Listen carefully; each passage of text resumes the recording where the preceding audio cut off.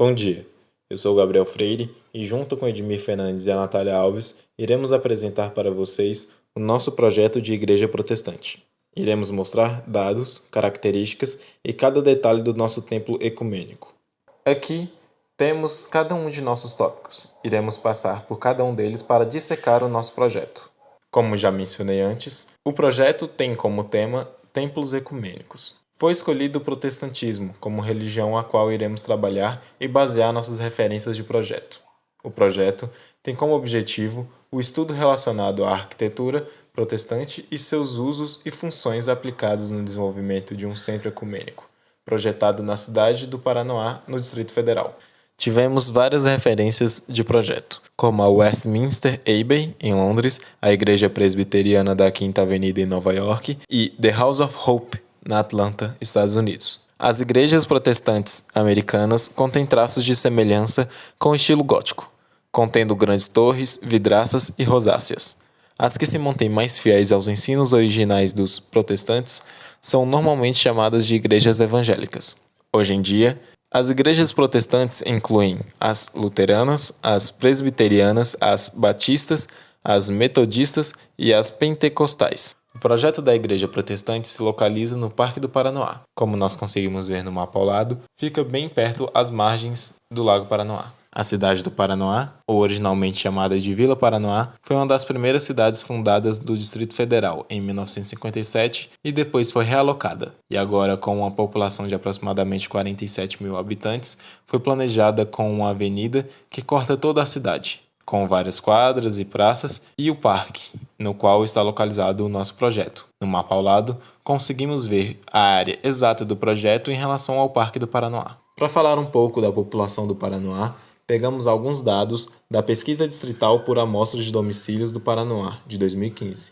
Segundo esses dados, a população urbana estimada do Paranoá é de 48 mil habitantes, e que a maioria de sua população possui de 25 a 39 anos. Em relação à frequência religiosa, 48,8% das pessoas afirmaram que têm frequência regular aos cultos e 39,20% praticam eventualmente e 11% não frequentam os cultos. E em relação aos praticantes de cada religião, os que nos interessam eram os evangélicos, no qual 22,68% da população diz ser evangélico tradicional, e outros 7,04% afirmam ser evangélicos pentecostais. Aqui temos uma planta situacional do nosso projeto, e eu quero mostrar para vocês alguns dos visuais que podemos obter ao redor dele. Ao observar as fotos e o corte, podemos ver que a vista oeste possui um visual excelente e que pode ser explorado. A área do projeto total tem 1.435 metros quadrados e uma grande declividade no terreno. A inserção do projeto no terreno foi pensada para que o edifício ficasse localizado em um ponto alto do terreno, com muitas curvas de níveis próximas. Já a orientação da fachada principal foi pensada para que o pátio ficasse virado para a vista do Lago Paranoá. O local, originalmente, contava com diversas árvores que invadiriam o estacionamento e cobririam a vista, da qual optamos por deixar aparente. Realocamos a vegetação para se adequar ao projeto, gerando sombras e beneficiando a vista para o lago. O Parque do Paranoá não costuma ser muito visitado. Por isso, não tem uma intensidade tão grande de fluxos de carros no dia a dia. Em determinados dias e horários de culto, a intensidade do fluxo automotivo pode acontecer. Para isso, os acessos e saídas do estacionamento foram pensados com a rotatória e acessos específicos para gerar fluidez e evitar congestionamentos. Podemos ver esses acessos no mapa ao lado, com os traços em vermelho. As calçadas e ciclovias foram desenvolvidas para se integrar ao parque, por mais que tenham um público de pedestre bem baixo, por conta da área ser distante e extensa. Preocupando-se com o fluxo seguro de pedestres dentro da área do projeto, criou-se calçadas e faixas no estacionamento para fácil travessia até a igreja após estacionar. O local para desembarque de pessoas também foi facilitado. O estacionamento é composto por 129 vagas normais, 2 vagas exclusivas para portadores de necessidades especiais e 4 vagas exclusivas para os idosos. No total, 135 vagas. Também possui um bicicletário com capacidade para 15 bicicletas. O estacionamento também possui 4 faixas de pedestres para maior segurança das pessoas E, pensando também no ligamento do projeto à igrejinha já inserida no local, optamos pela inserção de uma faixa de pedestre e calçadas para o deslocamento até ela. Nesta imagem, conseguimos ver a disposição das vagas de deficiente e de idosos e o bicicletário. Todas estão bem perto da entrada da igreja, para não prolongar o caminho até a entrada. Aqui temos uma vista em perspectiva de como seria o estacionamento. Ao colocar o projeto na carta solar, percebemos que, quando colocamos o pátio na fachada oeste, acabamos por beneficiar ainda mais a vista para o Lago Paranoá, com o pôr do sol. Entretanto, o preço a se pagar pela belíssima vista ao pôr do sol é que as fachadas norte e oeste do projeto da Igreja Protestante são as mais expostas aos raios solares da tarde, ou seja, o horário mais quente do dia. Porém, essa exposição ajuda na iluminação natural dessas fachadas, inclusive da praça de alimentação. O sol nascente causa uma boa vista e uma iluminação para a nave principal, e sem problemas térmicos por ser o sol menos quente do dia. Outra consequência de colocar o pátio na fachada oeste é que a fachada principal recebe os ventos leste. O vento leste acaba sendo o vento mais rápido em direção ao lago. Isso auxilia na refrigeração do ambiente e se torna ainda mais importante por conta do sol da tarde, deixando assim a sensação térmica bastante confortável.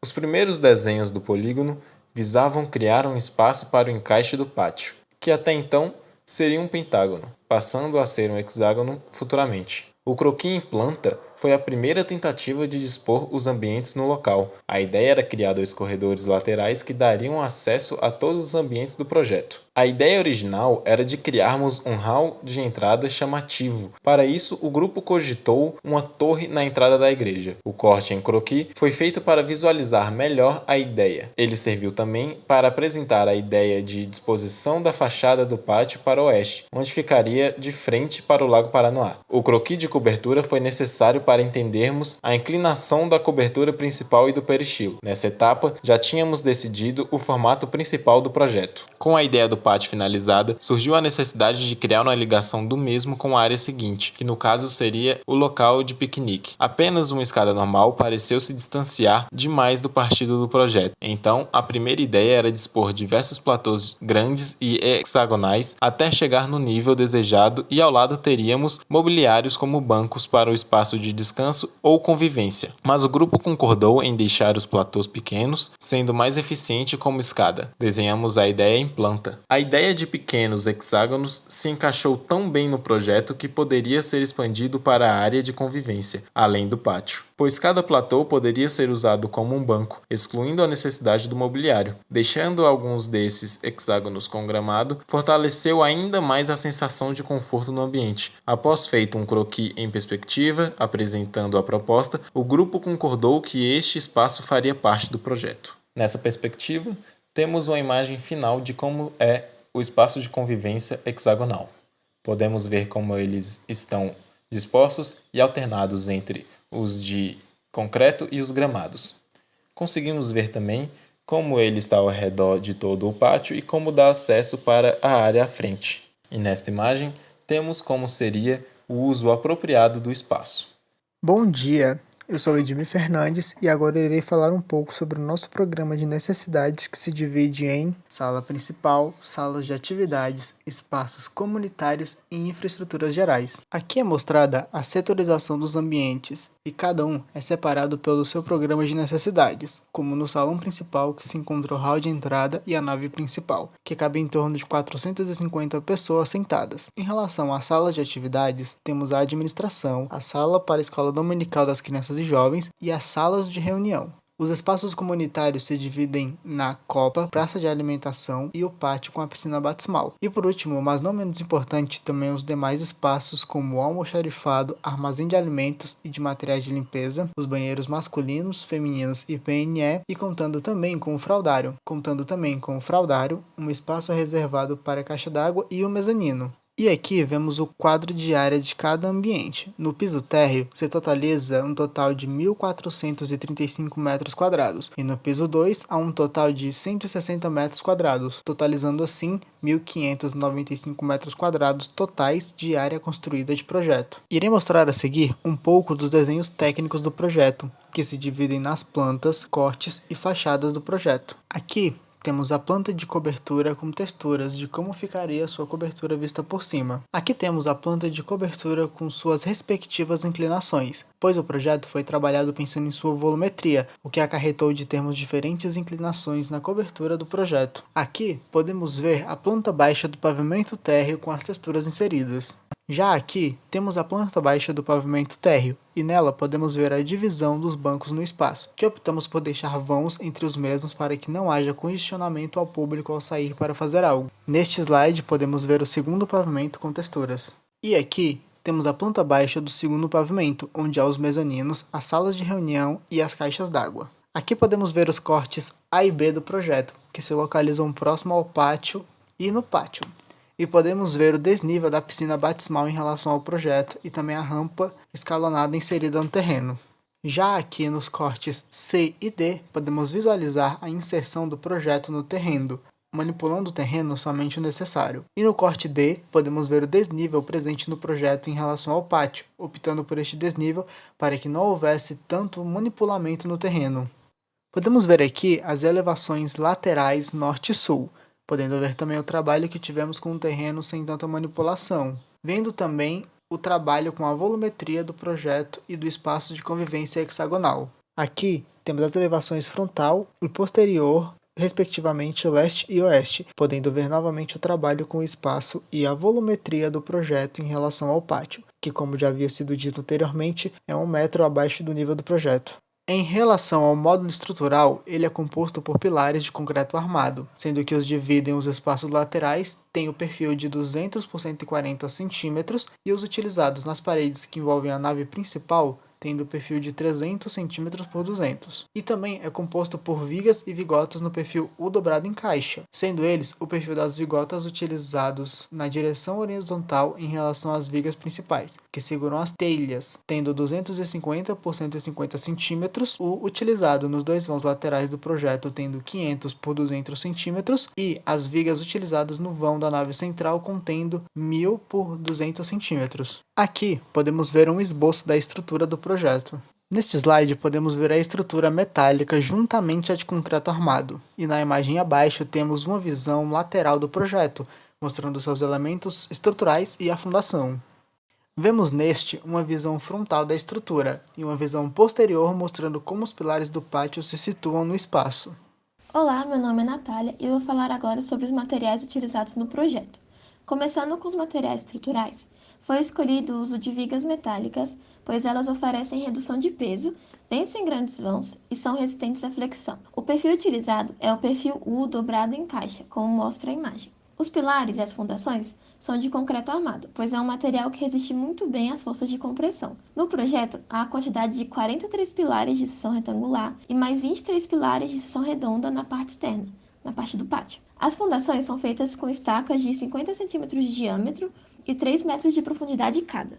Falando agora sobre os materiais da telha, buscamos telhas que conseguem vencer os grandes vãos do projeto, que ainda conseguem ter um bom desempenho sonoro no local. A melhor telha para isso é a telha sanduíche. Ela vence um vão de 2,6 metros e possui uma espuma isolante com espessura de 30 centímetros. A imagem de detalhamento mostra de forma bem intuitiva como ocorre o encaixe dessas telhas. Agora, para a telha da cobertura do pátio, optamos pelo uso da telha plana feita em concreto, pois queríamos essa ilusão de um telhado totalmente liso, além de ser uma telha visualmente muito bonita. Falando agora sobre as vedações, pensando em trabalhar a acústica da nave principal, foi pensado no uso de paredes de drywall termoacústicas para que haja melhor sonorização no local. Os painéis de drywall termoacústicos são formados por duas chapas de gesso acartonado que são vinculadas entre si por meio de um material poroso com propriedades isolantes. Há também estruturas metálicas que servem como estrutura para a parede. Os painéis proporcionam ótima vedação e estanqueidade, além de ser um sistema de montagem rápido e tem fácil manutenção. Agora, falando sobre os revestimentos escolhidos, o granilite foi o material principal escolhido para grande parte do projeto. Um dos motivos é que ele proporciona atenuação sonora, é uma superfície plana, livre de irregularidades, de fácil manutenção, fácil higienização e é resistente a impactos e à pressão. Para os banheiros da igreja, o material escolhido foi o porcelanato acetinado. O motivo dessa escolha é pelo excelente custo-benefício do material, já que são bonitos, sofisticados, resistentes à umidade e possuem baixa impermeabilidade, o que diminui a necessidade de manutenção frequente. Para as paredes do banheiro, o material adotado também é o porcelanato, porém agora é preferível que seja o porcelanato polido, para garantir maior brilho e sofisticação. Por último, para o revestimento do pátio, é adotado um granilite mais escuro que os demais, para gerar um contraste com a piscina batismal. Entrando no detalhamento estrutural, foi preciso detalhar melhor esse ligamento entre 5 vigas que acontece no eixo do projeto, ao centro da parede estrutural. No desenho 1 é a parede estrutural. O 2 são as vigas metálicas de perfil U com espessura de 20 cm e altura de 1 metro. O 3 são as vigas metálicas de perfil U menores, com espessura de 20 cm e altura de 20 cm. E por fim, o 4 são as vigotas metálicas de perfil U com espessura de 15 cm e altura de 25 cm, que são usadas de apoio para as telhas. É possível ver na imagem que houve a necessidade de unir a viga de perfil 2 com a de perfil 3 por meio de solda. As peças estão soldadas e parafusadas umas com as outras e são presas à parede estrutural por meio de longos parafusos para que haja uma boa sustentação do conjunto. Quanto à cobertura triangular, que é a mais elevada em relação às outras coberturas, foi exigido mais atenção estrutural para o encontro dela com as outras. Foi necessário uma trama de vigotas e montantes para, além de exercer toda a função estrutural, sustentar o forro e o telhado e atingir o visual desejado. É possível, então, ver no corte estrutural o 1 sendo a parede estrutural, o 2 sendo as telhas termoacústicas. Essas telhas se sustentam pelo 3, que são as vigotas metálicas de perfil U. O 4 é a viga metálica que sustenta e dá a forma da cobertura triangular. O 5 são os montantes metálicos que se apoiam no 6, que é a viga metálica de perfil U, que vence o vão e sustenta as coberturas mais baixas. Em seguida tem o 7, que é o forro. Ele é sustentado pelas vigotas, que passam por baixo da viga 6. Por último, temos o 8, que é o pilar de concreto armado, que junto com a parede estrutural sustentam todo o conjunto. Falando agora sobre o detalhamento das calhas, elas formam um sistema simples de captação e redirecionamento das águas da chuva. Explicando melhor o corte estrutural mostrado, o 1 mostra novamente as telhas termoacústicas, o 2 mostra as vigotas, o 3 mostra a viga 20 por 25, o 4 mostra o montante metálico, o 5 mostra a outra viga 20 por 100, o 6 mostra o forro e o 7 mostra os pilares. O 8 agora mostra a posição das calhas e o 9 mostra as platibandas. Essa próxima imagem explica melhor todo o caminho que a água da chuva percorre quando ela cai na cobertura triangular, que é a mais alta do projeto. A água que cai nela vai em direção à calha mais alta. Dela, a água é redirecionada para as calhas mais baixas. Das calhas mais baixas, a água é direcionada até os canos nas extremidades do projeto e desses canos ela é levada até o solo. Agora iremos mostrar algumas perspectivas gerais para um entendimento final do projeto. Aqui temos uma perspectiva do projeto em um todo. Aqui temos uma perspectiva da praça, sendo possível ver as rampas, as escadas e a piscina batismal. Aqui é possível ver uma perspectiva da sala de reuniões, que fica no segundo pavimento do edifício. Aqui temos uma perspectiva da praça de alimentação, que mostra melhor o espaço da cozinha, de uma possível lanchonete ou restaurante, e o espaço com as cadeiras. Essa perspectiva mostra melhor o espaço no banheiro feminino. Essa perspectiva mostra o espaço no banheiro masculino. E essa perspectiva mostra melhor o banheiro PNE. Muito obrigada por assistirem. A apresentação da Igreja Protestante fica por aqui.